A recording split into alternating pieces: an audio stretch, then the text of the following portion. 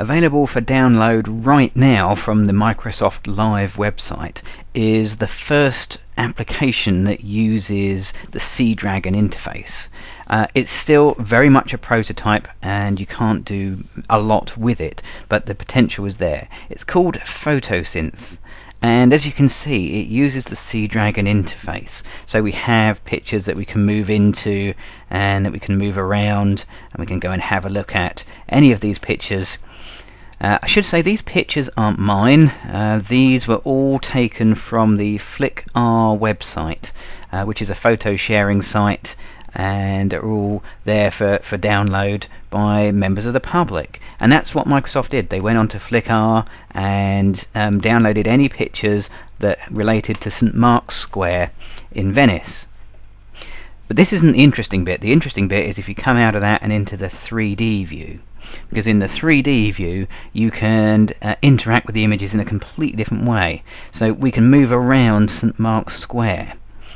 And what Photosynth does is to look for similarities in the pictures and then work out and map where they all go. And it creates its own 3D virtual environment. So these are all different pictures taken by people that have never met each other, all at Venice at different times, but all photographing the same things, and it finds overlaps and joins and then finds pictures that are the same. And you can move in and out as well. Anywhere where you see one of these little white squares is another picture that you can click on. So for example, if I want to see more detail in the center of the basilica there, I can move in by finding another picture and another view, and go in and zoom right in. So I can zoom right in and see all that close detail. So much more detail than I could have taken if I just had a single picture of my own. And you can step backwards as well, so we can step away from the picture and backwards a bit further, and every picture is somebody else's image, unrelated, unconnected, but Photosynth has joined them all together, and so on. And you can move around the picture as well, so let's have a little look at the Campanelle there. We can have a look at different angles. We can zoom in a little bit on the top. We can use the scroll wheel to zoom in, just like we were doing with Seadragon. We can see people up there looking down at us taking pictures. All of these pictures aren't on my computer. These are all on the internet, and they're all streaming live from the internet. I have a reasonably fast broadband, but it's nothing special, nothing that anybody else wouldn't have. And you can move around here. There is no freezing, no pausing. Now we've jumped up onto the roof. Let's see if we can take a little look around from one of the balconies here. Here we go. Now we can look down into St. Mark's Square, and we can zoom in. We can zoom right in. You could even count all the pigeons if you wanted, like so. It's only a prototype at the moment, so you only get one picture at a time.